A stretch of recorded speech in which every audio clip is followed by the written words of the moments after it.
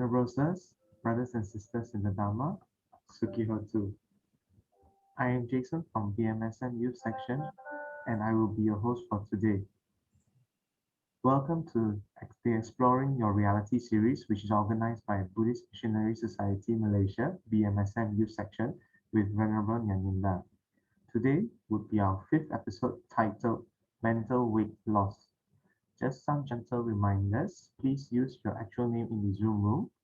If you face any technical issues, please let us know via the chat box and our team will try to assist you. We would request to turn on your videos as this will be an interactive session. Allow me to go through the flow of today's program. After this, we will pay homage to the Triple Gem and administer the 5 precepts, followed by a short mindfulness meditation up to 8:15 p.m. Then we will have a short recap on our previous episode, and then we will follow the video screening and the Dharma talk at 8:20 p.m. At 9:15 p.m.,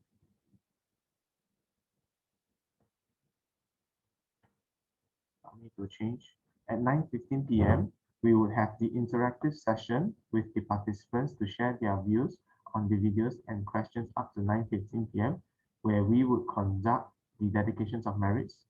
We are estimated to end today's session at around 10 p.m. For the interactive session at 9:15 p.m., I do seek participants to assist to post your questions in the chat box or raise your hands and unmute yourself to proceed to address your questions directly. We encourage you to also post your views and thoughts in regards to the videos and also any experiences which you can relate to from these videos in your daily life.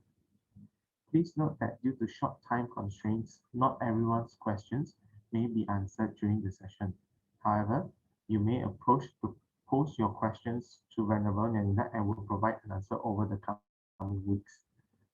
So now I will hand over to Brother Hao to lead in the paying of homage and also the administering the 5 precepts. Brother Hao. Brother and sister Dharma, good evening.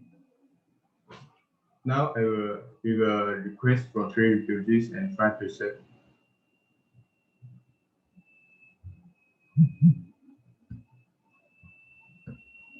Aham bante tisaranena saha pancha silam dhamma yachami anugaham katawa silam tetha me bante tudiyampi aham bante tisaranena saha pancha silam dhamma yachami anugaham katawa silam tetha me bante tatiyampi aham bante tisaranena saha pancha silam Dhamma yachami anugaham katawa silam tetha me bante.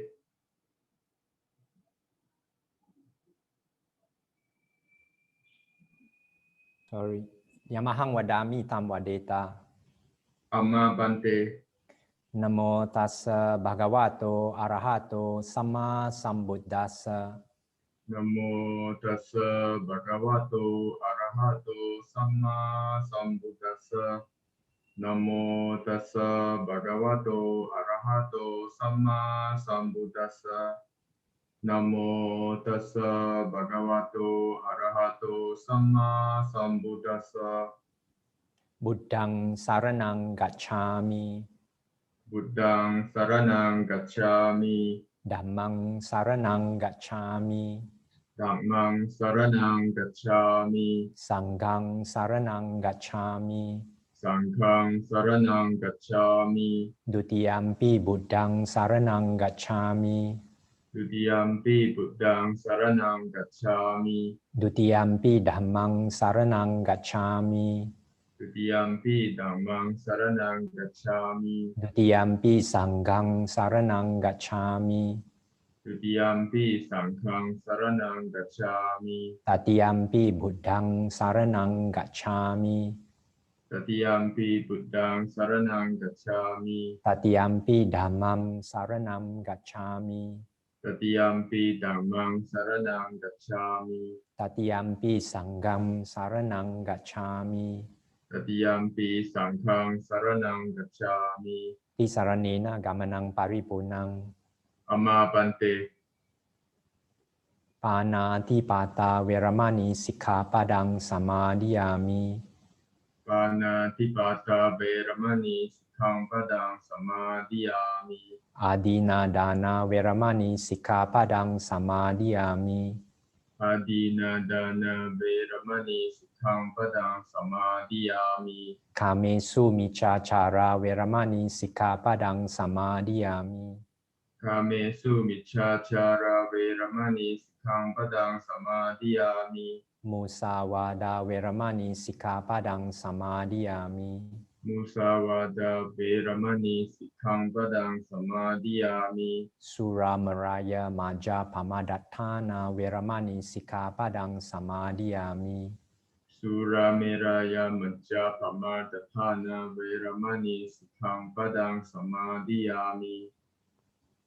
อิดาเมสีลังอาสวะขยาวหังโหตุ Idang me silam asawa kaya waha hotu.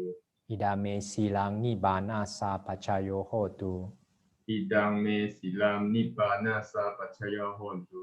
ติสารเนนะสาหาปัญจสีลังดัมมังสดุกังกัตวะปมาเดนะสัมปาเดตา Ama bante.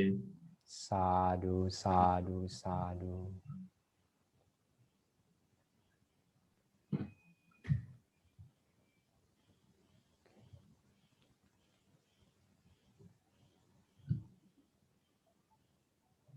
We shall now invite Bante to have a short mindfulness meditation. Okay. Just relax your body, but sit in a straight position with the back straight but comfortable. Relax the top of the head. Relax the back of the head. Relax the face.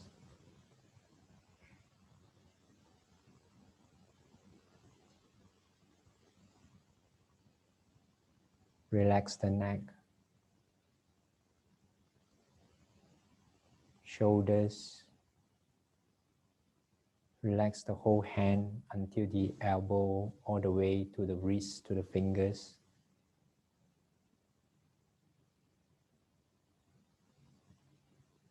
Relax the back of the body.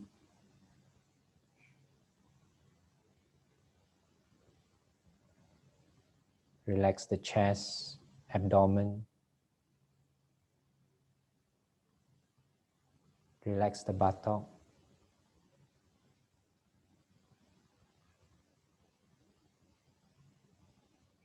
Relax your thighs, the knees, lower leg all the way until the ankle and the toes.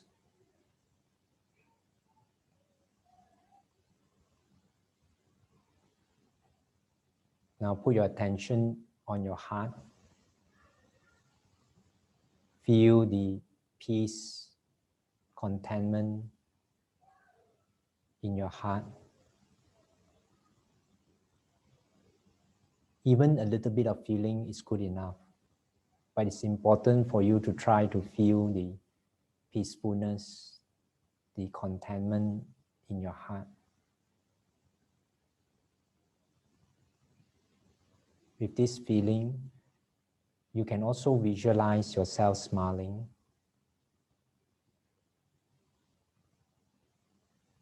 With this feeling, wish yourself, may I be free from enmity, may I be free from mental suffering, may I be free from physical suffering, may I be well and happy. Important thing is not the words, important thing is the feeling that you can generate in your heart. The quiet, calm feeling in the heart, which is always there. It's just that now we are paying more attention towards it. Allow this calmness, this peaceful feeling to flow to the whole body, wishing every part of the body to be well, happy, free from mental suffering, free from physical suffering, free free from enmity.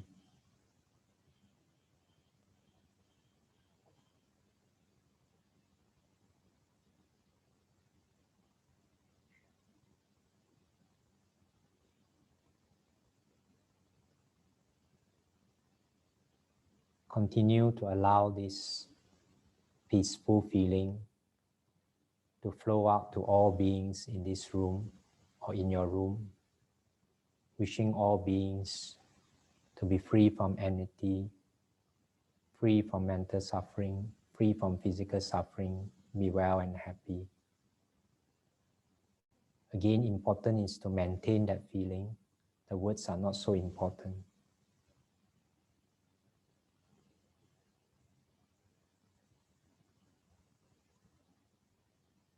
Continue to allow this feeling to flow out to all beings in the whole country that you are in, wishing all beings in the whole country, regardless of race, religion, nationality, also seen or unseen beings, wish all of them to be free from enmity, free from mental suffering, free from physical suffering, be well and happy.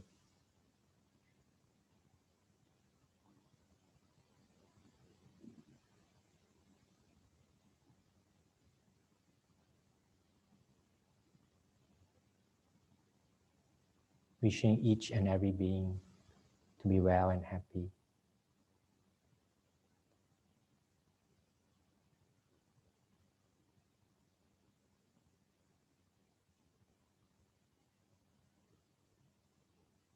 Continue to allow this feeling to flow out to all beings in the whole world, wishing all beings in the whole world, regardless of religion, regardless of race, nationality, or seen or unseen beings, born or yet to be born beings, all beings to be free from enmity, free from mental suffering, free from physical suffering, to be well and happy, to be well and happy.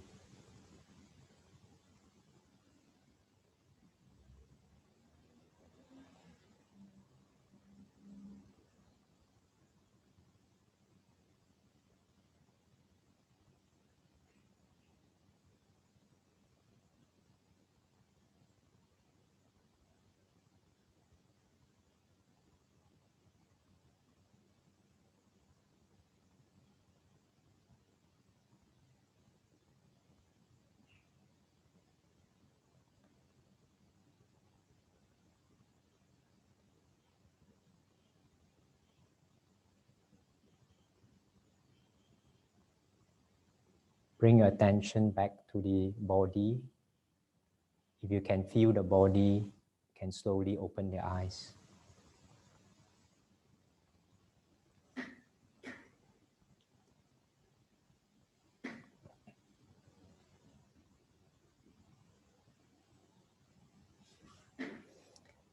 Okay, we will start the topic for today. I'll start with paying respect to the Buddha. Namo tassa bhagavato arahato samma sambuddhassa. Namo tassa bhagavato arahato samma sambuddhassa. Namo tassa bhagavato arahato samma sambuddhassa. First, I would like to say that whatever I share in this series, I hope you will try to explore it in your daily life to get your own insight. It's very important for you to experiment with it and play with it in your everyday life so that you can see for yourself. Once you can get the insight for yourself, it will stay for you forever. You can't lose an insight. You might forget it sometimes, but it will come back to you. So it's important for you to see whatever I share in your everyday life, because that will have an impact in your life. Now, I'll recap the earlier episodes that we have. For the first episode, we explore the reality that how our thoughts create all our experience and feelings. And from image sound, smell, taste, touch that enters our five senses. Our thoughts create a story of what we're experiencing, and then we feel this story all the time, every single moment. Our thoughts are the one who create a story for us to experience. So our feelings come from our thinking, and our thinking is a very subjective story that we perceive, that is perceived and conceived by the mind. So the problem is not the thoughts, okay? The problem is we take the subjective thinking, those thoughts, subjective thoughts as a fact. And I have mentioned before, that's why you can say fact is false appearance conceived by thoughts. It's a story made up by our thoughts. If you don't take those thoughts as facts, then there will be no problem, because thoughts will come and go. You don't have to do anything to it. New thoughts will come, new feelings will come. Okay. In episode 2, we explore the reality that naturally we have the peace and love in us all the time, but we are not aware of it. Where you put your awareness is where you put your energy. So if you are more aware of this, then you will see it more. But it's always there, it's naturally there. This peace of mind, or the peace and love and wisdom, is always there. If you are lost in thoughts, then it's in the background. And it is like this. Your peace of mind is like this white piece of paper. Thoughts are like black dots on this piece of paper. Behind these black dots, there's always the white paper, because the black dots are drawn on white paper. So your white paper representing the peace of mind is always there. It's just that sometimes you are not aware of it. So we can even feel a peace of mind in the middle of a crisis, or in the middle of anxiety or stress, if you know to look.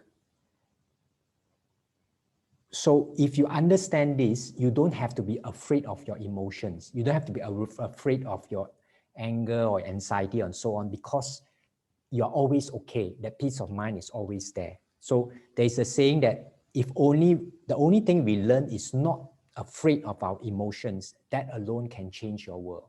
Because we are often very afraid of our anger, afraid of our anxiety, afraid of our sadness and so on. But if you know that at the background, peace and love and wisdom is always there, then you will always have this assurance that we are always okay. So the problems is not the downs of our lives, but we having problems with ourselves being down. The down in our lives is not a problem. The problem comes when we have problems of ourselves being down. So people are not depressed, but people have depressive thoughts. People are not suicidal, but they have suicidal thoughts. People are not insecure, but they have insecure thoughts. That's a big difference, huh? Which means that we have to separate ourselves from our thoughts. We are not our thoughts. Okay, our thoughts is just stories created by a powerful creative force. Episode 3, we explore the meaning of compassion, having empathy, quiet listening. We explore the 4 divine emotions in Buddhism: metta, loving kindness or loving friendliness; karuna, compassion; mudita, sympathetic joy; upekkha, equanimity, of how all these 4 are inseparable. And if you practice them, it leads to selflessness and actually selfless happiness. Because when you dwell in the interconnectedness and inseparability with everyone and everything, you lose this self, and you gain a lot of happiness when you lose this self. Because a lot of our problems, our suffering come from the identity, the self. We also dwell in that episode on the inseparability of compassion and wisdom. Compassion and wisdom has to come together.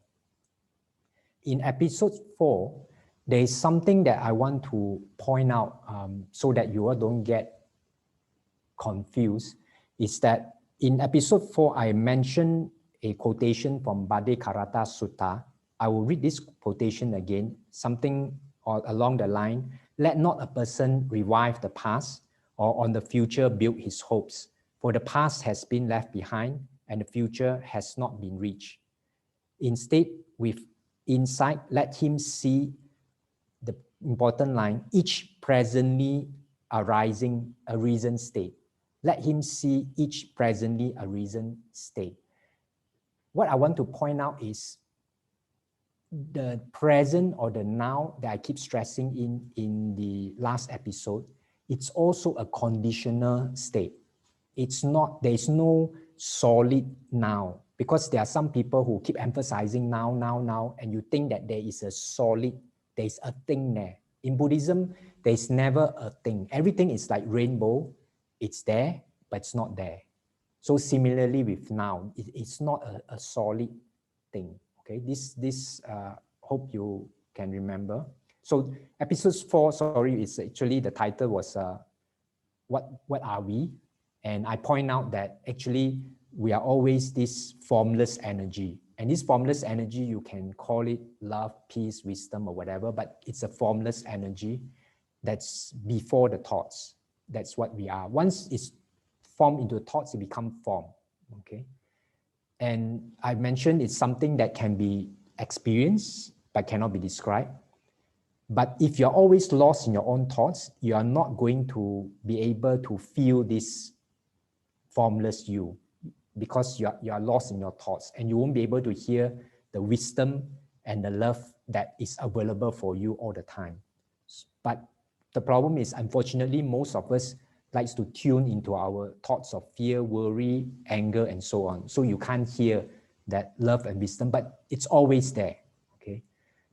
And what you got to do is, when you drop out of your thoughts, the wisdom and peace will be always there.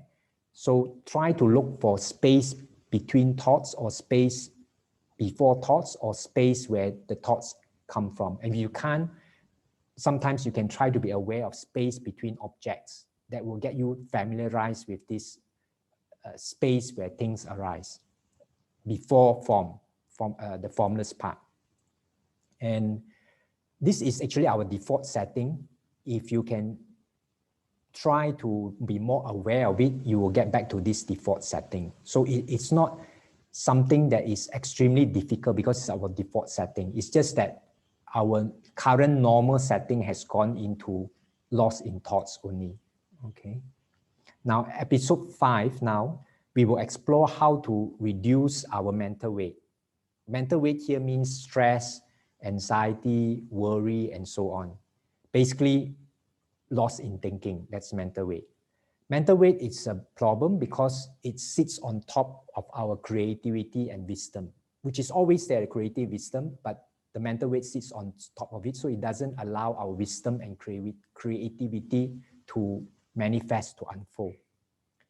So the important thing is, okay, before that, mental weight also can lead to physical weight. If we are keep getting lost in thoughts, we get very anxious. Sometimes we will try to eat to not get lost in this thinking. So it's important to solve this mental weight. But how to solve it is how you define the problem will determine the solution. Okay, if you think that your mental weight problems comes from outside situation, people, things, that means your circumstances, then you will try to increase your thinking or increase your mental weight to solve the situation, people outside. That means your circumstances outside. So it's important for you to define the problem properly. Now, one way to do it is try to look at your mental weight instead of what the object of the mental weight. Okay, I'll describe. So when you're anxious, try to look at your anxiety instead of what we are anxious of. Normally, when we are anxious, we think of, what are we anxious of? Maybe we are worried about our job and so on, and we focus on the object. Okay, so try to focus on your anxiety instead of what you're anxious of. Same, try to look at your fear instead of what you are fearful of. You will find that you cannot feel fear without scaring yourself. You cannot feel stressful without stressing yourself. You cannot feel anxiety without having anxious thought. You cannot feel angry without thinking angry thoughts. You can only feel anger when you think, why does he do this to me? Why does he say that? How come this happened to me? And why does he punch me and so on? You can only feel angry when you have angry thoughts.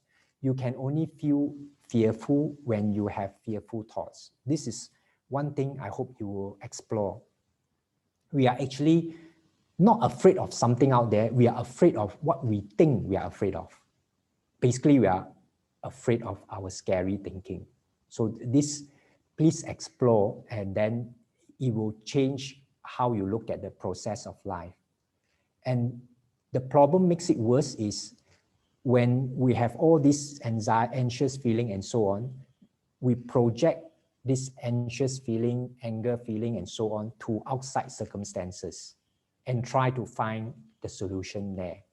For example, when I was young, all the way until university, I always have problems with my stomach. And I thought maybe it's, cold, due to cold food. So throughout my childhood, I stopped eating basically any cold food. I don't drink cold water. And quite often, very rarely, I take ice creams or anything that's cold because I thought that's the problem. And there are times I thought maybe it's wind, or maybe it's exams, because every time exam comes, usually I will have more stomach problems. But finally, when I went to Australia, suddenly the stomach problem disappeared. I can eat ice creams in the middle of winter, there's no problem. And after that, I realized it's because when I was in Australia, I don't have this very stressful thinking that I have to get 100% for my exams, for every exam. I keep pressuring myself when I was in Malaysia, but when I reached Australia in university, I realized that there's no way you can get 100% in a university course. So I never try to force myself to get 100%. So that pressure, that thinking mind goes off, no more thinking on this, and problems automatically solved by itself. So the problem is not out there. When you think the problem out there, you try to solve out there, you will never find the solution. Similarly, I want to give an example of, this is what the ex-NLP trainer described. NLP, for those who you don't know, is a neuro-linguistic programming. It's a form of programming that can basically reprogram your mind. If you're fearful of, let's say, spiders, it can reprogram your mind in very fast, maybe 1 hour, that you're no longer afraid of spiders. If you're afraid of public speaking, they can reprogram you in maybe an hour, you're not afraid anymore.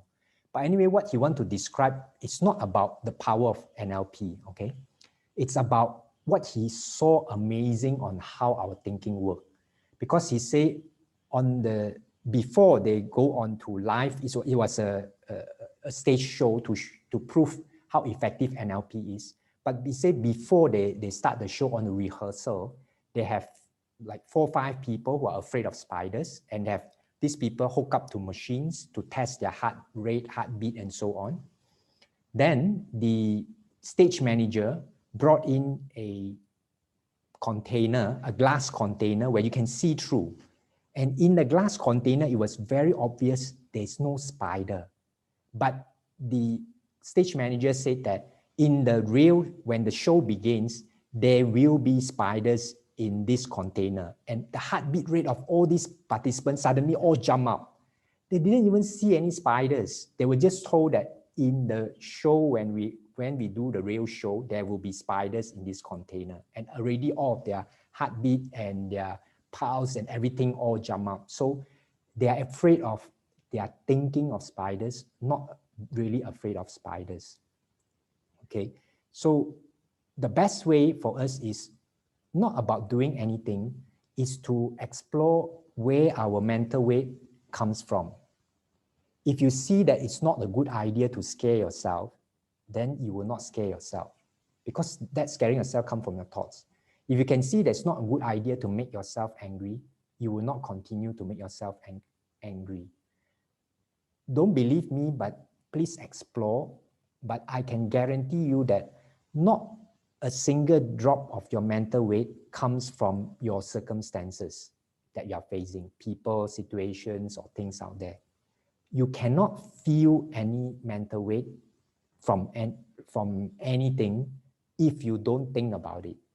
You can only feel angry if you think about that person. You can only feel anxious when you think about something that you think that's the cause of anxiety and so on.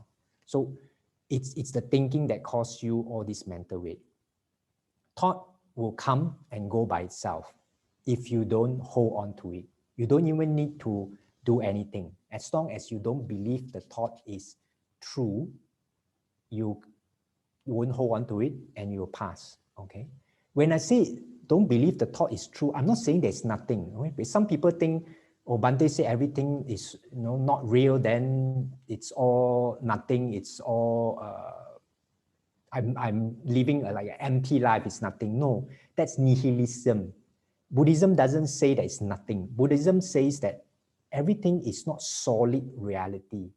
You are creating a subjective reality.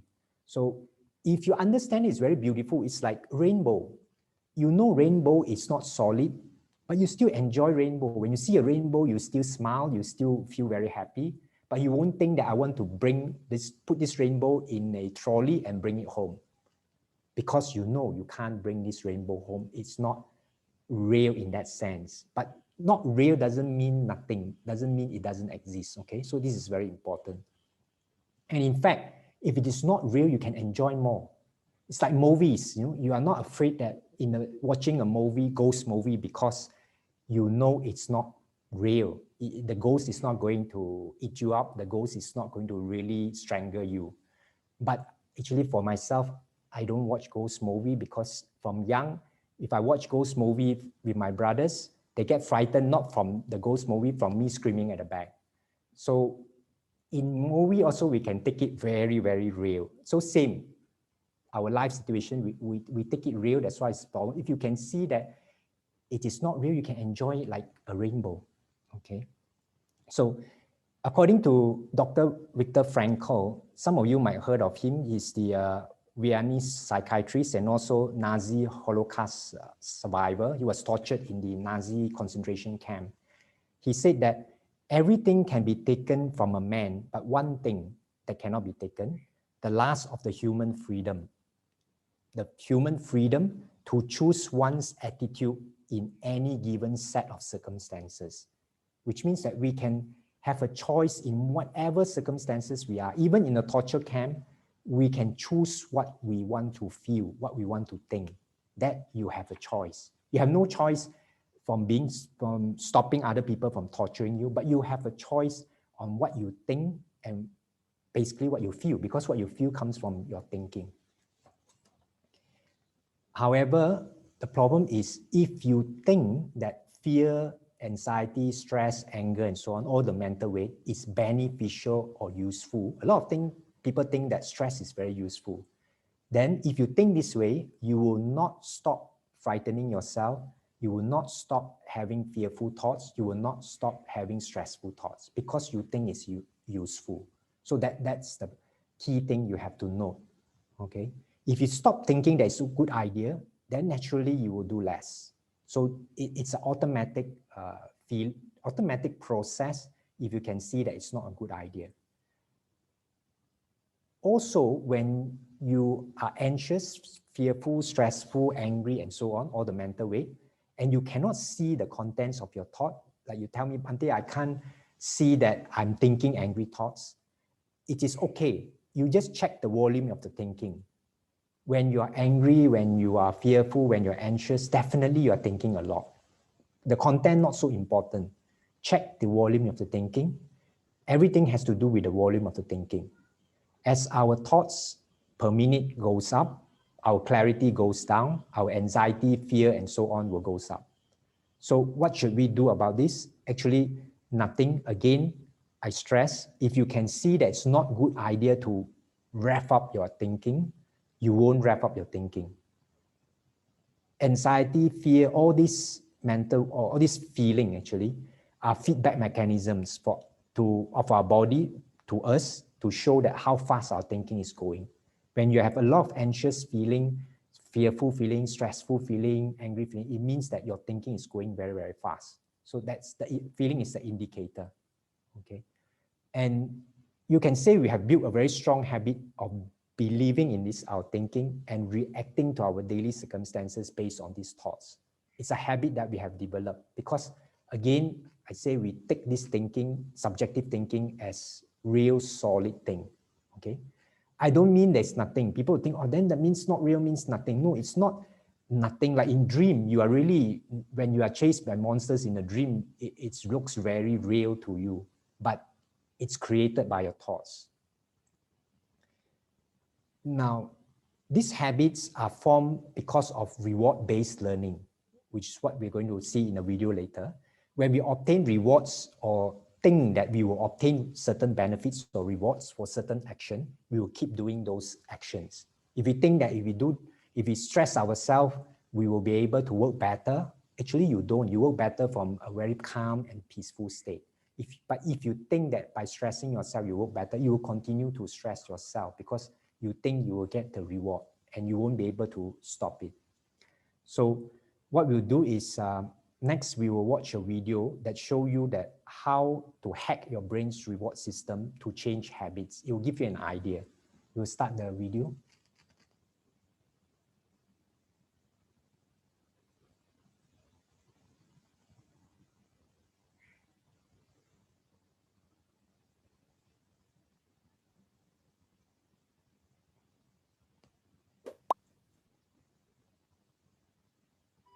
Why does your brain prefer cake to broccoli?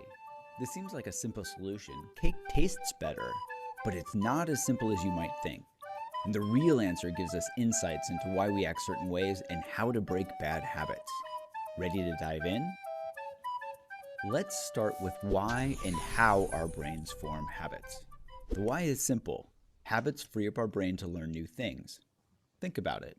If every day you woke up in the morning and had to relearn how to walk, put your clothes on, tie your shoes, make coffee, cook food, and eat, you'd be exhausted before you even finished breakfast. Habits help us learn something once, and then we can automatically act that behavior out without thinking. Simple, right? So how are habits formed?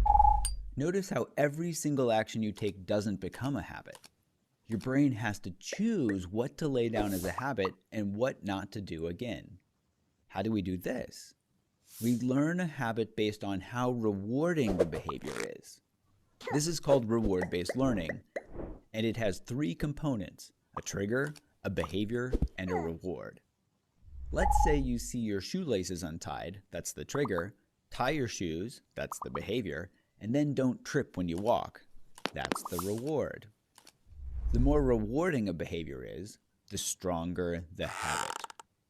In fact, our brains set up a hierarchy of behaviors based on their reward value.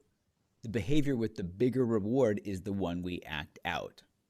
This goes all the way back to our caveman brains that are set up to help us get the most calories we can so we can survive. For example, sugar and fat have lots of calories. So when we eat cake, part of our brain thinks calories, survival, so we start to prefer cake over broccoli.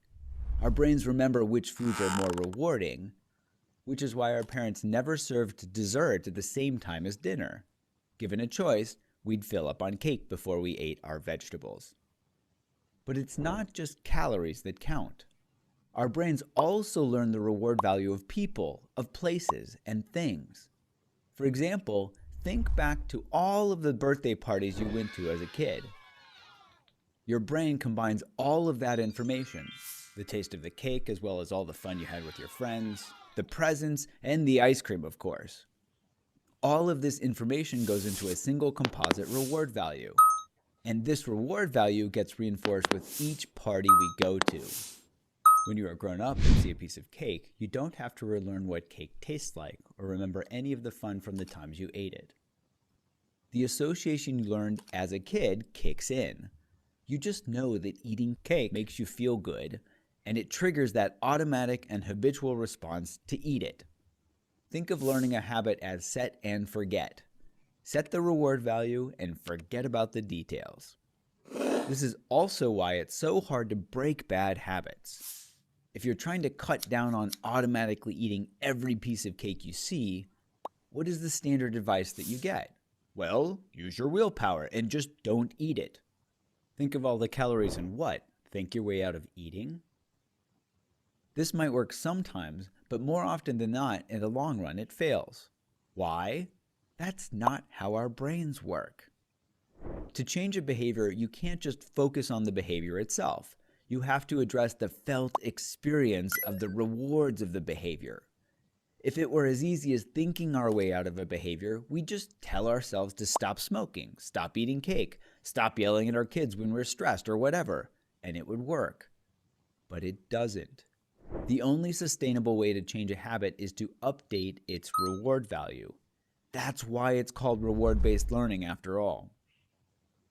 So how do we update reward values and break bad habits? One simple ingredient: awareness. To change a habit, our brains need new information so they can see that whatever the value that they had learned in the past is outdated. By paying attention to the results of the behavior in the present moment, we can jolt our brain out of habit autopilot and see and feel exactly how rewarding or unrewarding it is for us right now. This new information resets the reward value on that old habit and moves better behaviors into automatic mode. Here's an example. In our Craving to Quit program, we don't tell users to force themselves to stop smoking or that smoking's bad for them. They already know this. Instead, we teach people to pay attention when they smoke.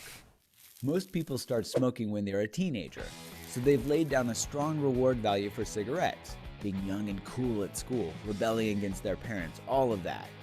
We have them pay attention when they smoke so they can see how rewarding smoking is for them right now. What do they notice? After doing this exercise, someone in our program commented, "Smells like stinky cheese and tastes like chemicals. Yuck." Did you notice how this person paid attention? They weren't thinking, "Oh, smoking's bad for me." They brought awareness to their experience of smoking as they were doing it, noticing the smell and tasting the chemicals in cigarettes. Yeah, smoking tastes like crap when we actually pay attention. This kind of awareness helps us reset the reward value in our brain, which in turn helps us break that habit. Can awareness really help us change deeply ingrained habits? We wondered the same thing, so we actually did the scientific studies to see for ourselves. In our Eat Right Now program, where people use an app-based mindfulness training to learn to pay attention when eating, we built in a craving tool to measure exactly how rewarding certain eating behaviors are. The craving tool has them pay careful attention as they overeat or eat a certain type of food so that their brain can accurately update the reward value. We have found that it takes as few as 10 times of using the craving tool for people to update the reward value of their habitual behaviors and change their habits. In one study of our Eat Right Now program, we saw a 40% reduction in craving-related eating. Just think about this for a moment. This is huge. These studies show that people are no longer habitually reacting to their triggers. They don't have to force themselves to stop. They can move beyond willpower. How are they doing this? They're leveraging their brain's strength, the very same processes that set up their old habitual behaviors to break free from them. Now that you know how your brain actually works, it's time to update your approach to changing habits. Quit relying on willpower and go to the source, reward value. And don't forget, a little awareness goes a long way.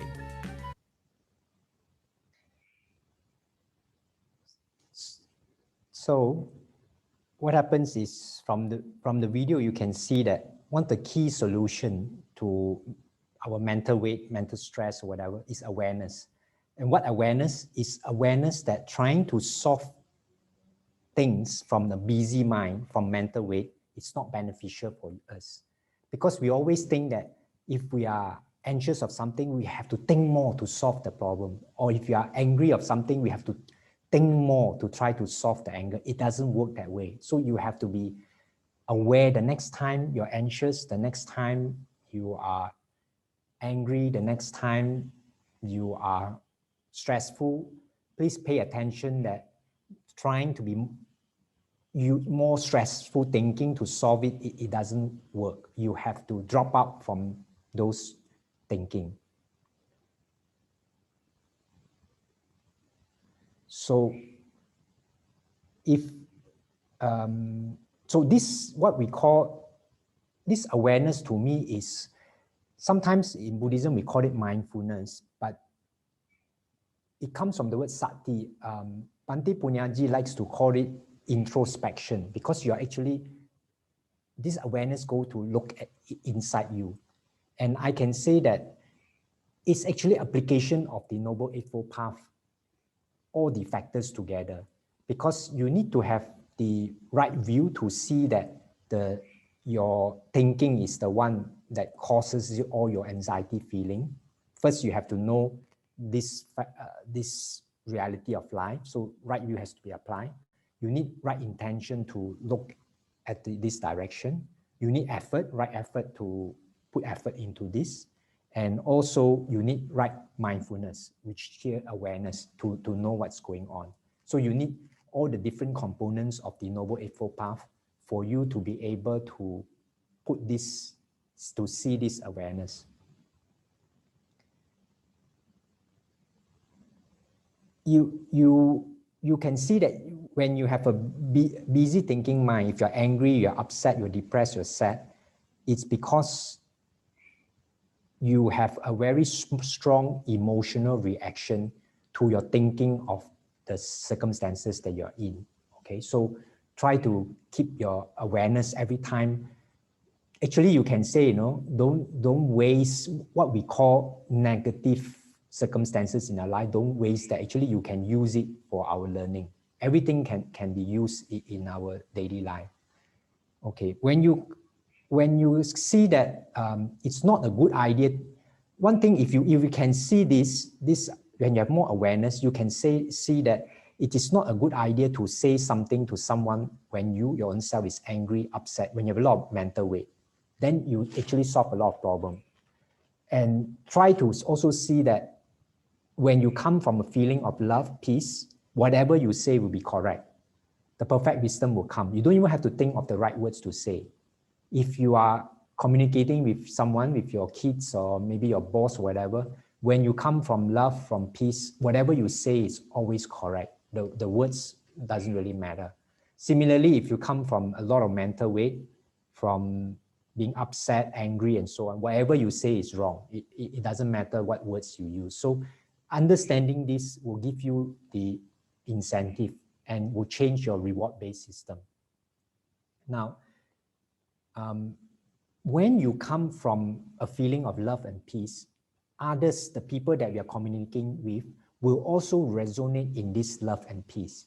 So if you talk to your kids from the feeling of love and peace, they will also feel it. And once your kids are in this, because they resonate in this love and peace, then they will also have the natural wisdom to do the best thing for themselves. To me, each human being, when they are in their natural, when they are in the state of a calm, peace, they have the wisdom to do what is right for them. So once, as I say, once your kids in love, peace, they will know what to do, then your parenting will be easier. So your parenting no longer is about correcting bad behavior. So you don't have to be a behavior policeman. And kids, in a modern society don't like it. They don't like behavior policemen, because nowadays kids know much more than when I was kids. When I was kids, whatever the parent says, then we will say, oh, okay, we follow. Because we have no access on Google, Mr. Google, to find out more. So now kids know more than parents. So the only way, the best thing you can give them is this love and peace. When they are resonate in this love and peace, they know what to do. So parents' job is to help the kids settle down into this love and peace by they themselves settling down in love and peace. So it's not that difficult a job if you settle down in love and peace, okay? So how to settle down? You can try many ways, many methods. You can take deep breath to settle down. But the important thing is to know, again, back to the reward-based system, to see that keeping your mind busy, revving up your thinking is not a good thing. It's not beneficial for you. If you can see that revving up your thinking is not beneficial, then you will drop out of this thinking. You might not have anything to say for your kids. It doesn't mean that you always have something to say. The important thing is the feeling. Actually, the feeling is the most important, the love, the peace that you give them.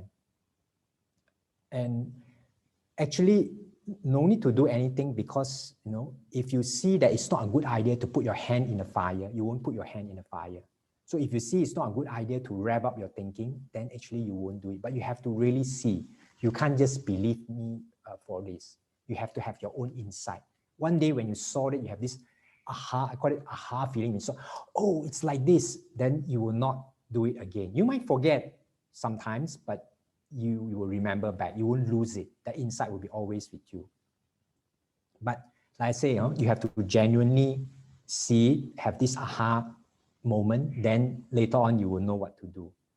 And I have given this example before. It's just like if every day you have been taking a 1 hour, a road that takes you 1 hour to work, but suddenly I show you a shortcut which only takes, let's say, half an hour, I don't need to tell you how to drive or how to use the shortcut. You will know what to do by yourself, but you need to see the reward.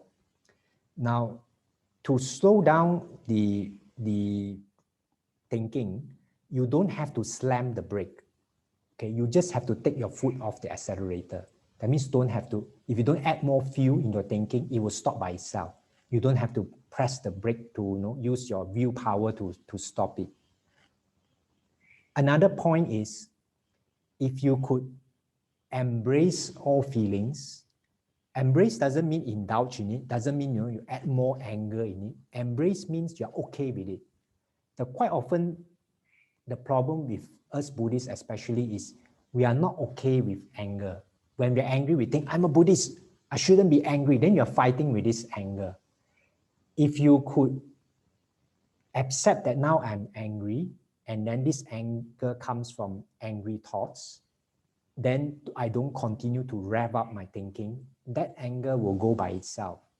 And it's natural for us, because when I say no, not natural, normal for us, because of the society, we have been programmed that if someone says something, we'll emotionally react with anger if something we don't like. So don't punish ourselves for it. Just don't add fuel to the anger. So that's important, okay?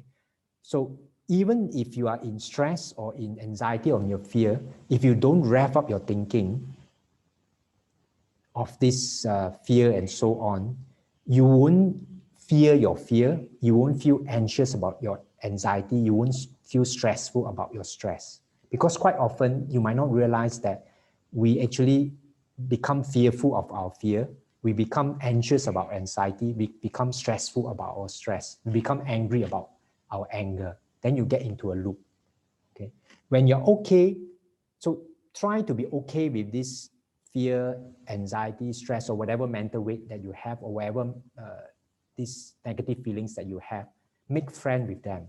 If you make friends with them, then they don't bug you anymore. It will go by itself. Everything is impermanent. So one of the most important characteristics in Buddhism is anicca, impermanent.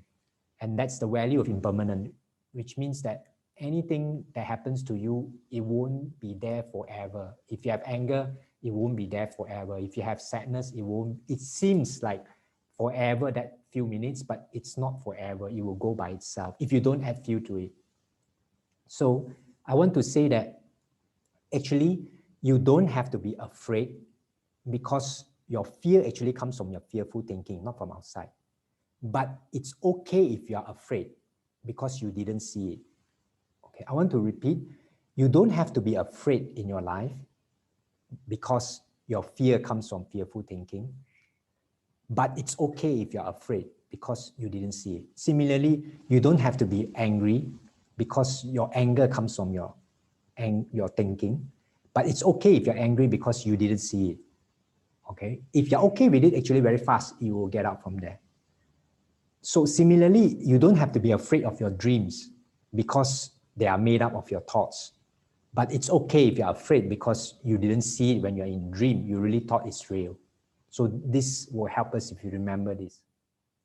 But even in a particular occasion where you didn't see that your anxiety thoughts all come from your thoughts, your anxiety, anger, and all the feelings come from your thoughts. If you have seen it before last time, or at least once before in your life, then you will feel okay, because you know that, you know, even in the middle of your stress or anxious situation, you will feel okay, because from your past experience, you know that it's okay. All this comes from my thoughts, although at that moment you didn't see it. So it's important for you to get the insight at least once, because once you get the insight at least once, the next time you face any mental weight, you will know that, oh, I didn't see it this time, but I've seen it before. Let me, you know, be patient. I will be able to see it if I am patient with it. So it's important in life, whatever you pay attention to, that's where you put your energy on. So this is the direction I'm pointing for you to pay attention to. And this is where if you pay attention to this direction, that's where you put your energy, and you will see what I'm trying to point to, okay? If you try to put your time or attention into what is wrong with life, what is wrong with the world, you will be an expert on what is wrong in the world. I'm not saying that you don't prepare for all possibilities when you're doing a project and so on, but your main focus in life shouldn't be the failure part, okay? That's why I keep pointing you all towards the natural peace and contentment and love that we already have. Because where you pay your attention to, where you put your energy to, that's where you will see things. If you keep putting attention to the negative things, you will keep seeing negative things, okay? I'm not asking you to make effort to do positive thinking. Nothing wrong with positive thinking. I'm just saying that then you have to make yourself think positive. I'm saying that both negative and positive are all stories made up by your mind or thoughts. So it's better for you to look at the positive direction than the negative, since both are created by you, okay? But the best is if you see both are all subjective, then you are not being influenced by any of it. But just to give you encouragement to look more on the positive side of things, I'm sure a lot of you have heard about Thomas Edison saying that, I haven't failed. I have just found 10,000 ways of the bulb not working. So it depends on which direction you look at. And what you are interested in will determine where you put your attention in. If you are interested in negative, then you will keep looking at the negative. And if you're interested in how the mind works, you will see how the mind works is that your feeling comes from your thoughts. So I keep pointing to this direction, hoping that you will look at it. So 3 points I want to point. First point is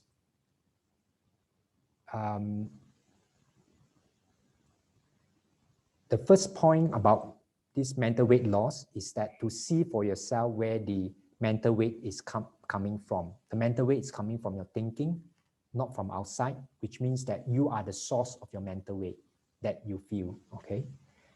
This is a very important point, to see that the mental weight doesn't come from whatever circumstances you face, come from your thinking. But an intellectual understanding won't help you. Believing in me also won't help you. You have to see clearly for yourself. You have to see that when you are tense, when you're full with thoughts, when you're lost in thoughts, you have all the mental weight, all the stress, and so on.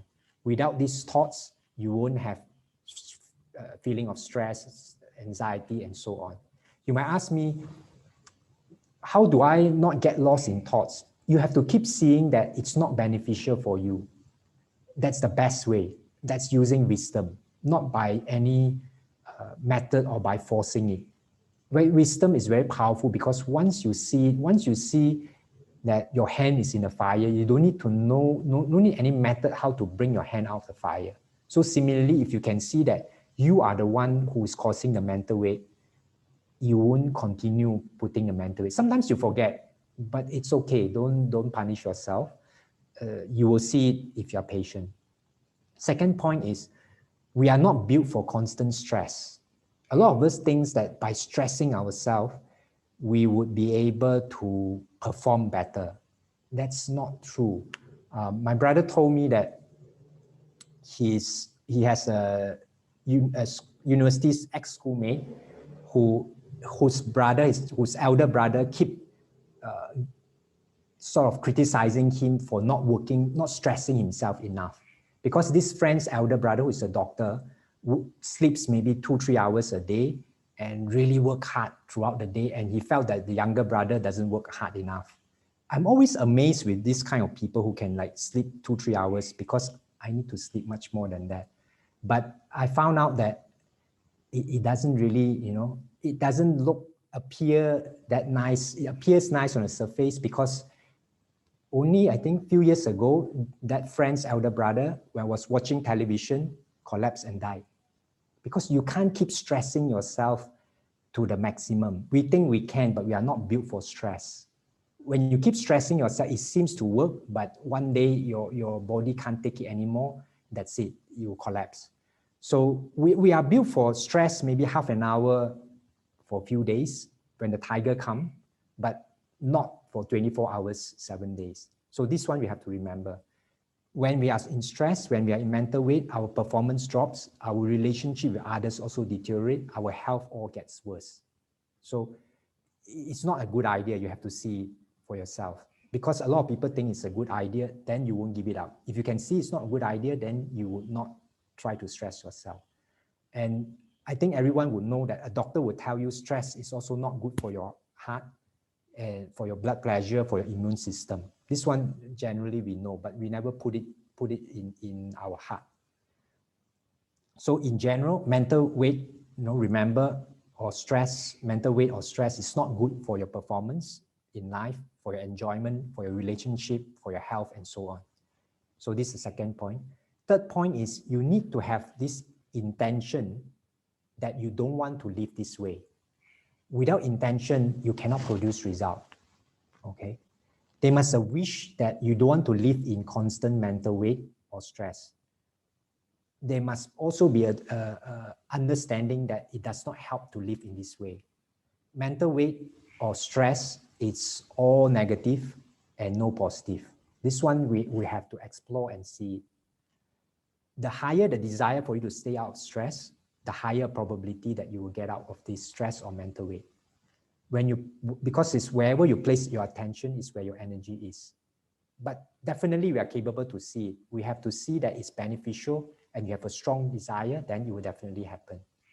And actually, it's unnatural for us to put ourselves in constant stress, because in the old time, we only get stressed half an hour a week because of the tiger comes. So it's not natural. We are not built for it. So our true nature actually is be joyful, lighthearted, creative, and resourceful. You lose this if you get lost in your thoughts. When you are not lost in your thoughts, human beings actually do very good. Very good. We do great when our mind is free and when we are in the lighthearted state of mind. Now, again, try to remember that stress or mental weight is something that's unnatural for us. It's put on to us. It looks natural because everyone does it. Like I give you just now the example. Everyone thinks that it's good for us, but you have to keep seeing that it's not good. Because everyone thinks that it's part of life, it becomes people, instead of trying not get into stress, we try to do stress management.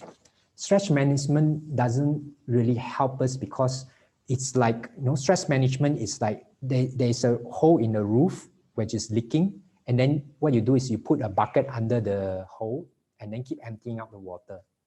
So what I'm trying to help you to do is tell you to fix the roof. It doesn't help to manage this stress. To fix the roof is not get into that mental weight or stressful situation, not get into your thinking. Try to not believe. When you not believe in it, you will automatically drop out of this thinking. Okay. Similarly, understanding where your problems come from is important, because similarly in the ancient times, people don't know that diseases come from germs. They thought it comes from, being bad smell or being maybe, childbirth. Everyone is like normal. Everyone die at childbirth. They didn't know there's such thing called germs. When they found that there's such thing called germs, then all the attention, awareness go to getting rid of the germs. And then we have, less death at childbirth. So similarly, if you shift your attention to the right place, the source to look, then you will be able to solve this easier. People who understand how that stress, mental weight is self-imposed, will keep their mind free, and then you'll be able to live in a meditative state during daily activities. When you are not lost in your thoughts, you can say in a meditative state, because you are in a light-hearted, calm state. Now, thoughts, I'm not asking you to stop thoughts, because thoughts is a continuous process. It's just that I'm asking you not to believe, to hold on to the thoughts. We will have different thoughts every single moment. It will keep changing. We keep thinking and it keep changing. And our feelings are the mirror image of these thoughts. So when your thinking change, you don't hold on to stressful thinking, then your mental weight will be reduced. Because your thinking change, your feelings will change, your stress all will change when you move out of the stressful thinking. Let's say, I give you an example. Let's say you are in a job interview or you're having an important meeting and you keep thinking that this is very important to you. You definitely have to get this job, or you have to definitely get this meeting successful. And you feel that your life depends on it. And you start worrying whether you do well or not. Then you will feel your pressure going up. You will feel, heavy mental weight. Because, immediately your heart will send a signal to the brain that there's danger, because you have to definitely get this right. Then the brain will send chemical to the various parts of the body and so on. Then your whole body will be in a stressful situation. Your stomach might get tight. You will get butterflies in the stomach. Pulse go faster. The muscle get tense. But then let's say your thoughts change. You think, I should be okay with this interview. I've prepared enough. The client is a nice guy and so on. Immediately, with these new thoughts, your entire experience change. The heart will send a message to the brain, everything is okay, stomach will feel comfortable, pulse will slow down, muscle will relax. So the feelings keep changing throughout your life according to your thoughts when it changes. So the important thing is when you see how this works, so explore with it, have fun with it, exploring this in your job, in your work, in your relationship, to see that as your thoughts change, your feelings keep changing. When you see how your thoughts work, then you don't get caught in the thoughts so much. But sometimes you still get caught because you can't see it. Okay, that's okay. Then it will give us more incentive to see more, to explore more. Remember, stressful thoughts and stressful feelings are two sides of the same coin. Anytime we feel stressful thoughts, we definitely have stressful feelings. Anytime we have stressful feelings, we have stressful thoughts. Okay, again, like I say, you don't try to manage this. You might think, the best way is to manage my thinking, try to keep the stressful thinking out. But you can't, because thoughts are impermanent and they come very quick, very fast. They come into the mind before you even realize that you are thinking. And this is how magicians work. They have already set up the trick before you even come into the show. They are much faster than you. So it is totally unrealistic for you to try to catch these stressful thoughts. Not realistic at all to manage your thinking, to say, I don't want to think negative thoughts. It's too fast, too late for you to try to manage it, because by the time you solve it, you are already thinking it. What we can do is have a relationship with these thoughts, that you don't take these thoughts too seriously. That's the best you can do. So you don't have to try to control your thoughts. You just have to have this relationship with your thoughts, that you don't dwell on it, you don't give meaning to it, more than what it's supposed to be, okay? So people who understand how thoughts work, they might also have the same amount of thoughts, but the proportion is different.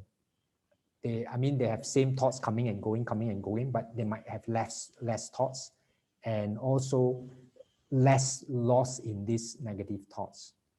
Okay, their thoughts come and go faster, come in 1 year and go faster, and they can stay more in the natural state of being.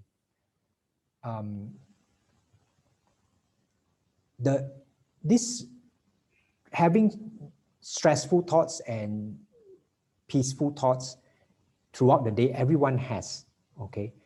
But if you can see, how thoughts work, your amount of peaceful thoughts may be less than, maybe more than the stressful thoughts. Your stressful thoughts will reduce, okay?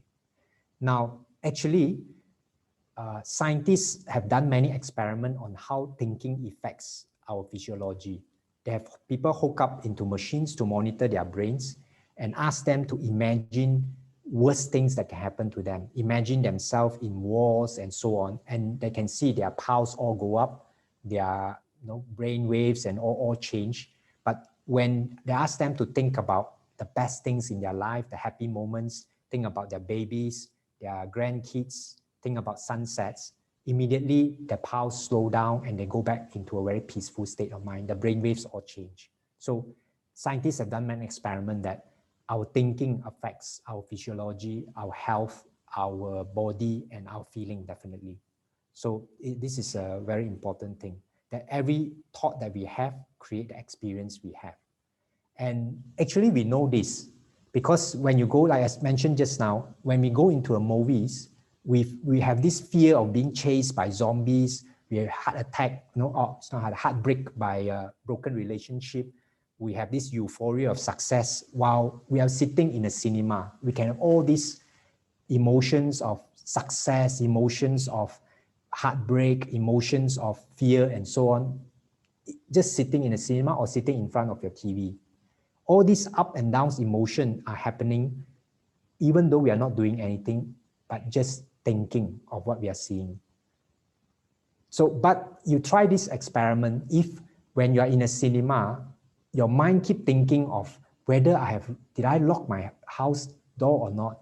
Did I switch off my stove or not? If you keep thinking this way, you actually won't feel the fear of the ghost movie. You won't feel the suspense or the heartbreak of the drama, relationship, and so on, because you are not into this movie. So what happens is actually when we engross into it, then only we feel this. So similarly, when you have these thoughts of fear and so on, if you don't believe and engross in it, your mind is somewhere else, you don't get lost in it. Same like the movie. And we know when we are in a movie that being chased by zombies and the suspense in the war and all that are not real because we are sitting in a cinema. But in actual fact, what we are experiencing every day in our daily life, it's the same like in a movie. It comes from our thinking, so it's the same, but we don't take responsibility for it or we didn't see it. So I'm trying to keep pointing you to see that what we experience in the movie and what we experience in the daily life, it's the same in a sense, because both comes from our thinking, okay? But only in a daily life, we don't say, our emotions come from thinking. In the movie, we clearly see that. But having said that, you don't go into a movie, keep saying that, oh, it's not real, it's just the projector only. It's not real, it's just you want to enjoy the movie. You want to really think that it's real. So similarly, in our daily life, you don't want to keep thinking, it's not real, it's not real. No, you participate in life, but knowing that it is not really real because it's through your thinking. It's like rainbow. You don't keep saying it's artificial, it's just a reflection of light only. No, you still enjoy the rainbow. So not real doesn't mean that it's something that you can't enjoy. You still can enjoy it. In fact, it's better because you won't try to take it home. And same with dreams. I'm always fascinated with dreams. I don't know about you all, because I'm amazed that in dreams, you can create everything. You can create a whole world. It's all by your thoughts. You can create zombie monsters, you can create anything in a dream, and you feel it's real. Because the one who create, it's amazing that you can create it, you are the director, and you are the actor, and you're also the audience, all in one. So it's amazing. So sometimes try to contemplate it. And in fact, we can get very, very fearful in a dream.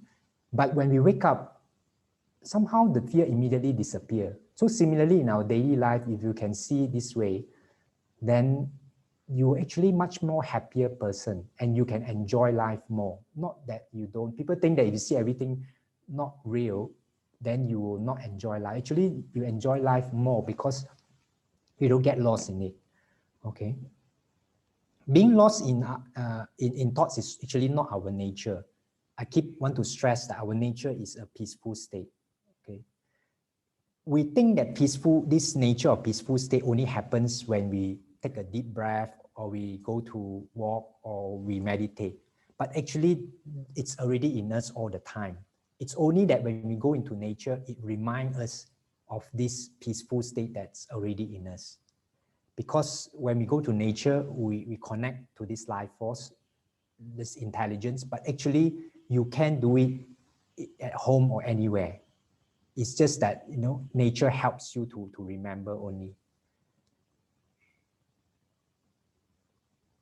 This natural state is actually more natural because very easy, you will see that actually it's not very difficult for us to drop into this natural state. When you see babies, because of the innocence, we immediately drop out of thinking and go into this the connectedness state of everything in the universe.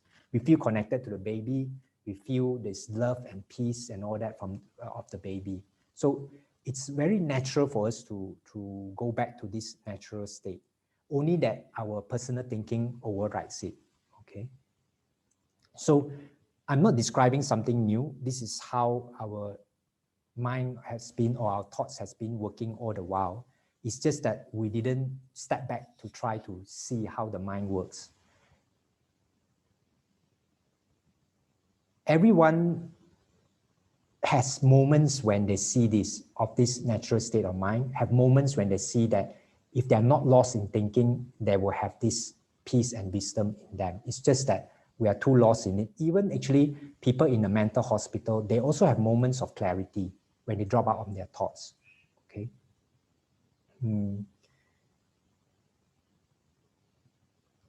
I want to stress that if you see what's going on in your mind, how the process works, that will determine your experience of your life. It will change your experience of your life. When you drop out of your thinking, you have actually much more resources, much more wisdom to help you in your life. We think that if we keep thinking things, it will solve our whatever problem we have, but actually it's the other way. If you drop out of the thinking, it will help you solve your problems more.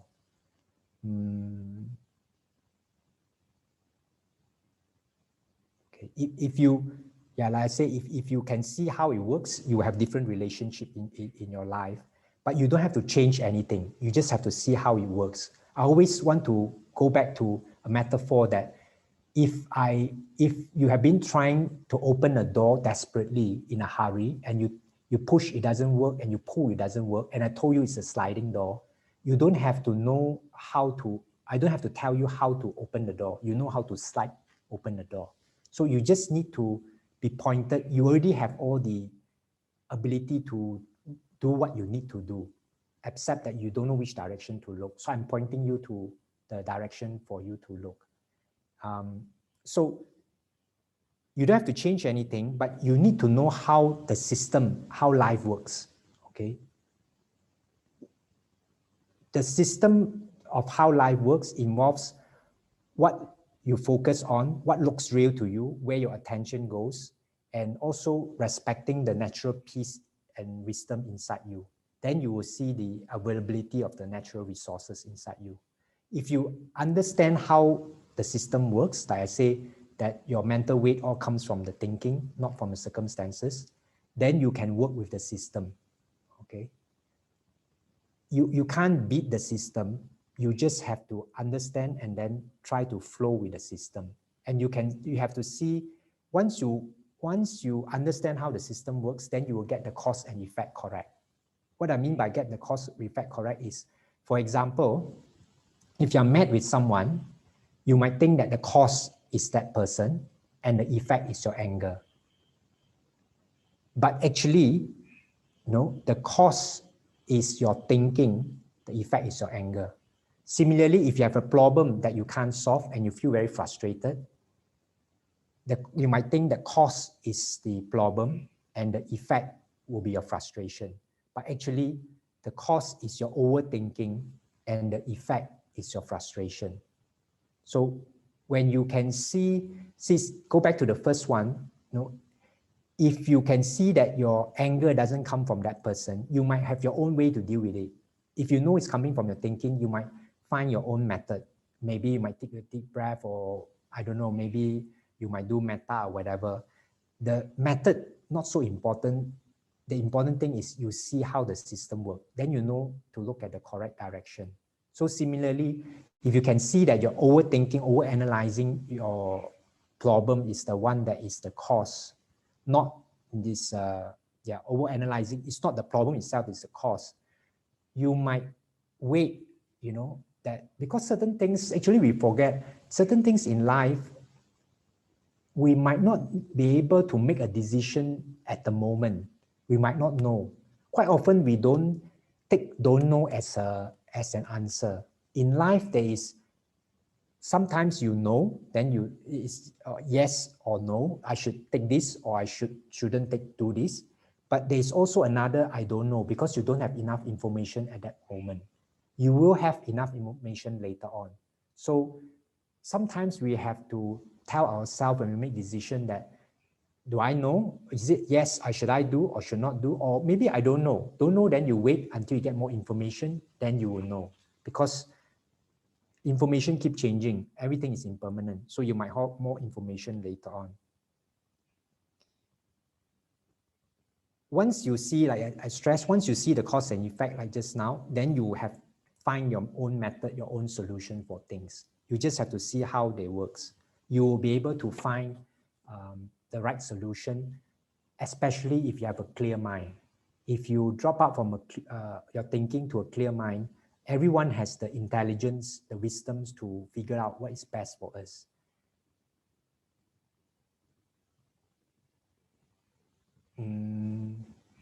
Once you understand how the system works, you will sort out your thinking, and you will have actually a learning curve to try to get into this wisdom, but you know the right direction to look.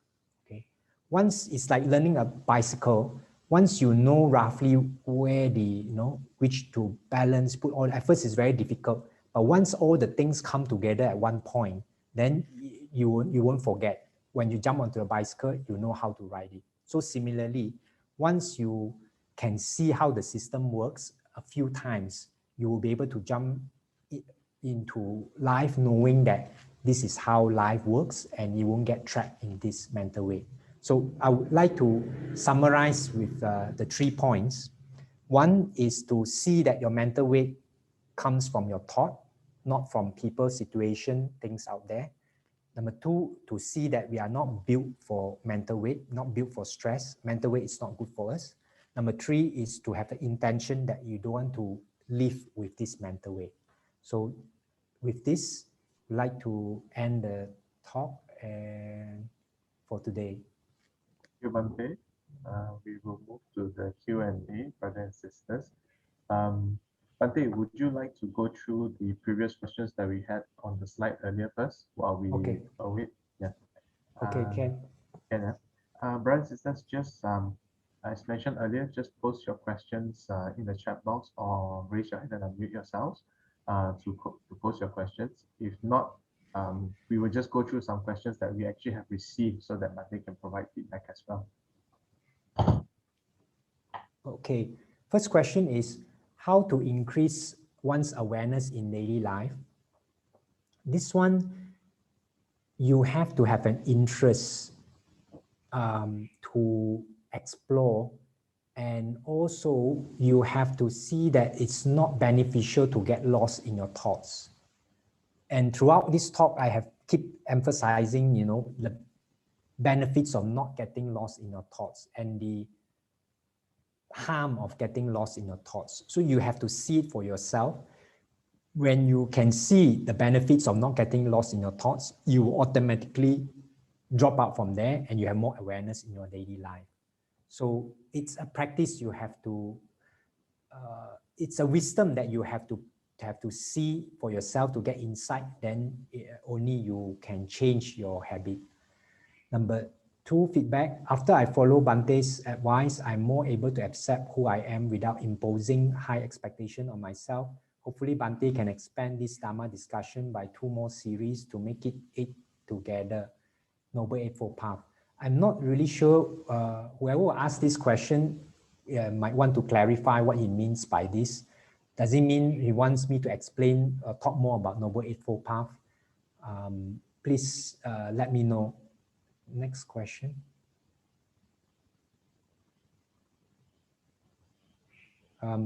Since our thoughts are not real, would it mean that all we have done in life is wasted? What then is the purpose of life? Okay, like I say, not real means not solid. It doesn't mean that there's nothing. And when I say not real, it's like, it's subjective. It's like we see someone out there saying something, we think that the person is angry with us, but the person might not be. The person might be, but might not be. But what we feel is what we think. When we think the person is angry with us, we feel anger, although the person might not be angry with us. That's what I mean by not real. It's just created by us. So whatever you've done, it's not wasted in life, because I'm just telling you that what you're feeling is your thinking. Purpose of life is actually to see through this, how life works, to see our misconception of reality of life, to see that how we think life works is not how it works. We think that it's all the situation out there that causes problem. To see that we create a story for us to experience. So this is the purpose of life, I guess, for me anyway. Since thoughts are not real, how does karma kick in then?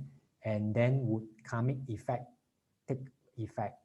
When I say not real, as in it's not the real situation compared to what's outside in the circumstances. Karmic effect is formed from your thinking. That's why karmic actually starts from not your action. When you think of stealing, you are already committing the, not break the precept, but you're already committing karma already. Buddha says, Chetanahang kamang vadami. When you have this volition, mental volition thinking, you already have karma. So at which point at your thinking? The minute you think, that's why I am actually helping you all to have less karma, as in less bad karma, because when you think it's very real that this person is the one that caused me angry, and you think angry thoughts, you are creating this negative karma already. But when you know that it's not real, it's only my thinking that he's angry with me, you might not take this seriously, then you are not creating very strong karma here. Okay, next. I think that's all. Oh, it's okay. Does Venerable have any broad guidelines or advice on best way to live our current life, in view that we live in society where not all understand how reality works? Are we supposed to take a super patient and tolerant attitude in all matters as best we can? Okay, again, like what I said just now to the committee, Buddhists are not doormat for people to step on. Okay, we are not, have to be, Buddha doesn't preach for us to be super patient, to be bullied by people, and so on. We have to make our stand when we need to, but we don't make our stand with the fist. We don't fight. Okay, so I'm not asking people to be, if you want to be super patient and tolerant, like the Buddha as a bodhisattva, when people cut him up, he still patiently tolerate it. You can if you want, but that's not what I am encouraging people to do. I'm encouraging people to see how life works. When you see how life reality works, actually, you will look at the world from a different set of eyes. Then your world actually doesn't really change, but it changed because you looking at it a different way. And because you look at a different way and you are coming more from love and peace, you'll be surprised that people will respond with love and peace. You'll be quite surprised. If you treat people nicely in general, you will get good treatment from other people in general. I'm not asking you to be bullied by other people. We have to make our stand, but never with the feast. It doesn't solve, anger doesn't solve anything. Hatred is only solved with love. Okay, any other? I think that's it from the... I believe that's the question, the end of the questions that are posted earlier. Okay. Brothers and sisters from the floor, please feel free to post your questions. Questions from the chat box, any? So far, I have not seen any. Okay.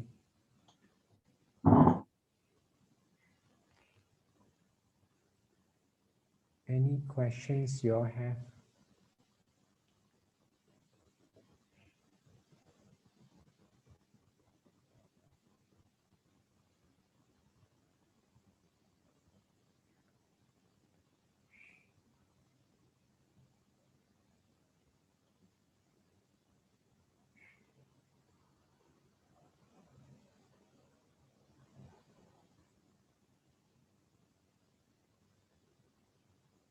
It will help if you have any questions on your application in your daily life.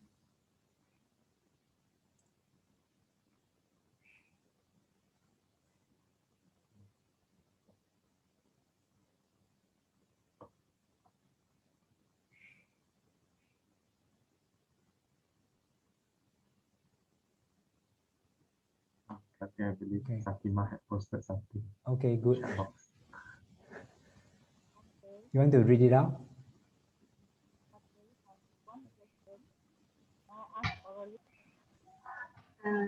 Bante, Bante emphasizing that our angry or our emotion actually coming from our angry thoughts.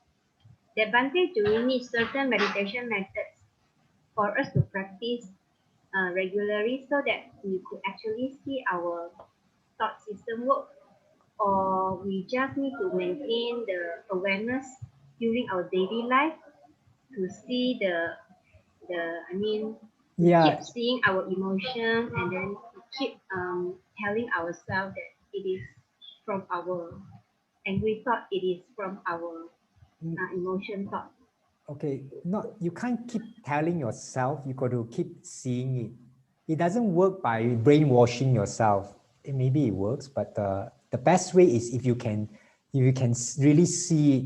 You might not be able to see sometimes the content of the thoughts, but can you see that when you're angry, you are thinking more? Can you see that? Try to see that when you're angry, it's because you're thinking, why did he do this? Why he say this? How come he doesn't do that? And so on. Try to see that it's from this thinking that caused the thought, your feeling.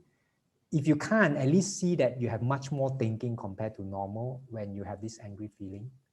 So that's I'm trying to use wisdom to solve this hatred.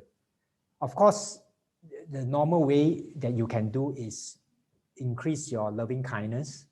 Then loving kindness is the medicine directly for anger, for hatred. But if you can use wisdom, sharp wisdom, it's better still. Because then you can also see that our world is an illusion created by our mind. So you not only solve this anger, but you also go deeper into understanding how the world works. Okay. Any good question? Any other questions? Only through questions we all can learn more. Auntie, so just wanted to ask a bit more.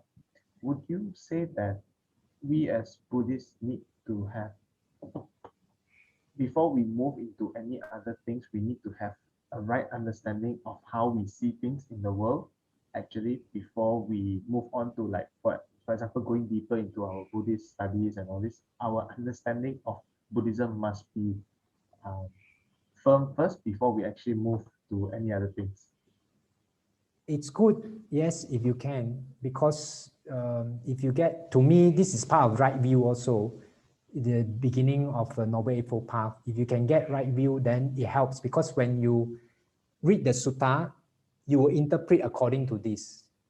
Because like I say in the Buddhism for Beginners course, each word of the Buddha is very profound. When you read it, you will interpret according to what you understand, as in your background. So I always say your red color and the Buddha's red color might be different. But once you get the right view, then when you read, it will be along the line of what Buddha wants to say. So yeah, that helps, correct?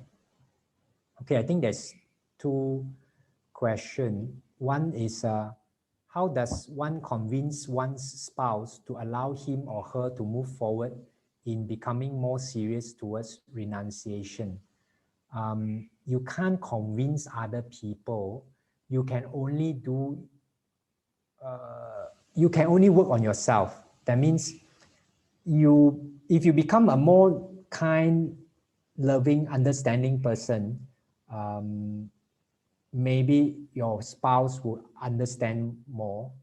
That will help. And your aspiration. Okay, so to me, the aspiration is most important. Similarly, for me, when I decided I want to go full-time on my spiritual practice, because before that I was working and I used every single day on my annual leave for meditation, and I thought I'm not progressing fast enough, I want to do full-time.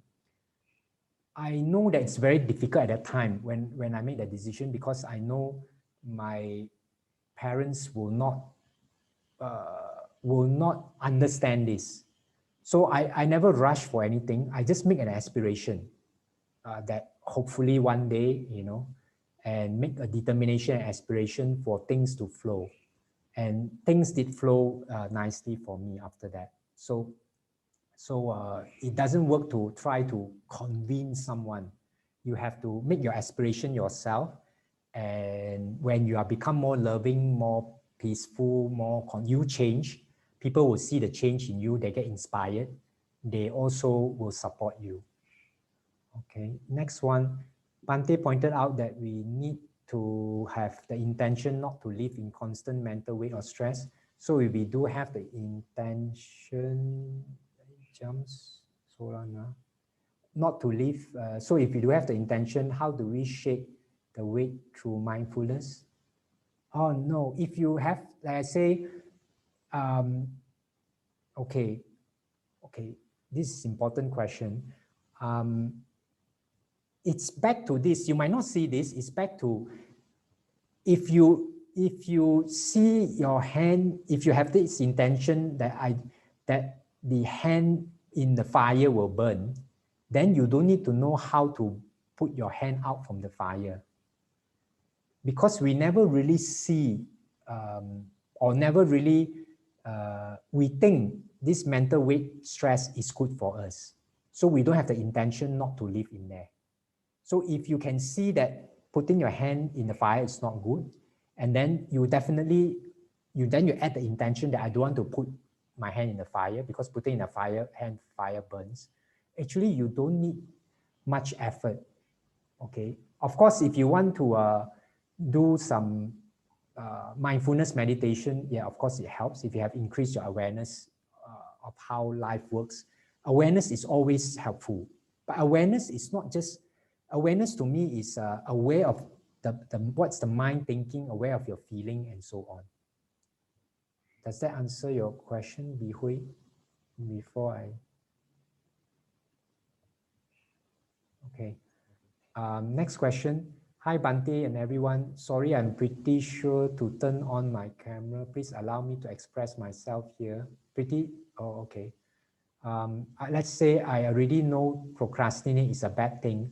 I was trying to remind myself each time when I procrastinate again but I still did it every time and pretty enjoy with the flex within, but it caused me late for what I supposed to do. In this case, how am I supposed to break the chain? By using the reward system theory earlier. Yeah, you have to see that procrastinating didn't reward you. So one way to see, and also you have to see why do you have to check why do you procrastinate. There is a reason, maybe because what you want to do, you think it doesn't enjoy, you might not enjoy or might be stressful. You have to see what's the reason for your procrastinating. Yeah, it costs you late for what you're supposed to do. Maybe you don't like what you're supposed to do, as in maybe it's not suitable for you. You have to give some thinking into this.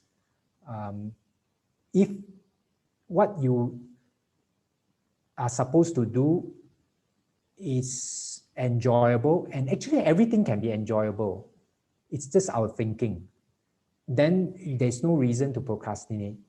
So whether something, this is another thing, okay, we think that there are certain things that is enjoyable, certain things is not enjoyable. Actually, not really. Actually, it's our thinking. The thing that we are not enjoyable, if we change our thinking, it can be enjoyable. The thing that we are enjoyable, if we change our thinking, it can be not enjoyable. It's just like food. Some days you like the food, some days you might not. It's all to do with thinking. This you got to explore and see.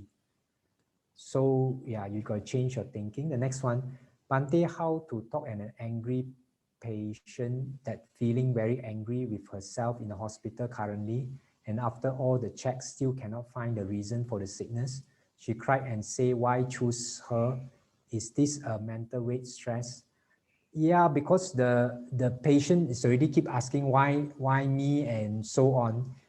You can't talk to an angry person actually, because nothing goes in, no sense goes in. So the only thing you can do for angry person is to give them love, to give a lot of love to them, to hold their hands and tell them, I'm here for you, whatever happened. That's the best you can do, because you can't talk to an angry person. So, but when you'll be surprised when you are in a peace in love, that means when you are not in opposite of anger, you are in a peaceful, loving state, that person will slowly resonate in that. So you have to not be dragged by the person into the anger. You have to, I wouldn't say the word drag the person out. If you stay in love, that person will be automatically pulled out by you. Bante, how to use that process to resist getting rid of pests in the house? What do you mean getting rid of pests? Poswan. Bante, how to use that process to resist getting rid of pests? Oh, to resist killing pests in the house. That's a tough situation, okay? You have to, if you can, the Buddhist way is always to try to catch the pest, whatever, and bring it out, you know. Some people say, no, you bring it out means you dump the problem to other people, but there's nothing else we can do. We can't kill, so the only thing is we can catch the whatever pest there is and release it somewhere else. Hopefully it doesn't disturb other people, but yeah, I don't have a good solution. I only know that we try our best not to kill. And remember, our precepts is not commandment. You undertake the precepts not to kill. So we try our very best. If you break the precept, then take again. I'm not encouraging you to break the precept, but if somehow you break the precept, then take again. No one is going to punish you. You just have to have the good intention. That's important. Mimi, just now the one, we are not allowed to visit her due to COVID in that hospital, so only can text her. Oh, she's my sister. You can do video call, okay? Text doesn't work because words cannot convey the feeling. So video call, the person can feel, okay? Video call, you might not say anything. So actually the best is your presence. there as a person, but if not, then through video call, at least there is some presence there. Important is you have to keep yourself in a very calm, peaceful state, not be dragged by the person, because very easy the angry person will drag you into their world. Everyone wants to drag you into their world, especially people who are suffering, they like to pull you into their world. So you have to not get pulled in by them. Okay, any other questions? Oh, there is. Oh, good. Bhante, if the termites attack the house, if we do not get rid of the termites, it will destroy our house. Yeah, I know someone will ask this. So you have no choice. So you have to try to prevent termites from coming. When termites come, you have no choice. Sorry. So yeah, there's no, that's why we live in samsara. There's no perfect world. We want to have a perfect answer, but there is no perfect answer. So you can try your very best to prevent termites, but when termites come, can't do anything. Okay, we have to be very practical in life. So that's why I say Buddhists are not, we are not doormats for people to step on. You have to apply things practically. And in the end, okay, maybe not everyone agree with me, but in the end, Buddhism is not about morality. Morality is important, okay? Don't say, Bhante and Ananda say, we can do anything, there's no morality. Morality is important, but that's not the whole aim in Buddhism. Whole aim in Buddhism, actually, the key thing is to break the Sakaya Ditti for the first time you see Nibbana. The whole aim of Buddhism is Nibbana, which is realization of how the world works.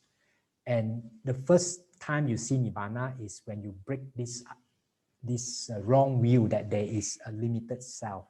And how you break the wrong view of limited self, to me, the first step is to see that the world that you live in is created by your thinking. It doesn't even exist. So how can the self really exist in that sense? When you can break out from this limited self, actually you have a lot of freedom.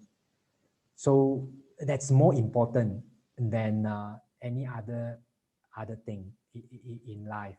Okay, so you cannot lose track of the main goal. The foundation, morality, all that important, but cannot lose track of the main goal of Nibbana. Bhante, okay, no more. Okay, any more? Okay, I saw a notice in the Mahayana temple writing to the termites Pusa to invite them to leave the temple, and heard it works. Oh, okay. Remind me of something. You can do Kanda Parita in Theravada Buddhist. You can Google and look this Kanda Parita. It works for me. Okay, now I remember. Okay, I don't know how it works for me, because when I was in Pao Monastery in the forest, there was one time, I don't know why, I have offerings of water on my altar. Every time there are ants there, and I have to sweep the ants and bring it out. Every time I have to do that. So one day I just got very tired and read up. I just look at the ants and keep chanting Kanda Parita, which monks have to do. Any forest monk, we have to, it's a very short chanting, maybe only 1 page. We have to do that for protection. I keep chanting that, and in my mind, keep telling the ants, please, don't give me so much work. I want to meditate, every day I have to clear you out. It's a lot of work. Please, please don't disturb me anymore. And I keep chanting the Kanda Parita. And amazingly, the ants line up and crawl out one by one. Amazing, it's a miracle. So whether it always works, I don't know, because the ants didn't disturb me after that. So maybe, you can do some chanting, Kanda Parita. Yeah, it might work. Bhante, good evening. During a Dharma talk, a real-life experience of a monk was shared when he chanted the Ratana Sutta and dedicated a marriage to the ants, which infected the place where he was staying at. After a few days, he woke up, the ants were gone. Yeah, there are miracle stories like this, but in general, termites' food are wood. So why would they, stop eating their food and then listen to you just because you chant some parita? Yeah, I'm not saying that it won't work, but you can try. Okay, it's just that if imagine yourself suddenly you get a sumptuous buffet, I don't know how to get you out from the sumptuous buffet unless, I don't know, maybe a better buffet or something. So yeah, do try because it does work for me once. I never try again, but because luckily I don't need to try again. So yeah, you can try Ratana Sutta, you can try Khanda Parita. Any other last questions? Maybe we'll finish.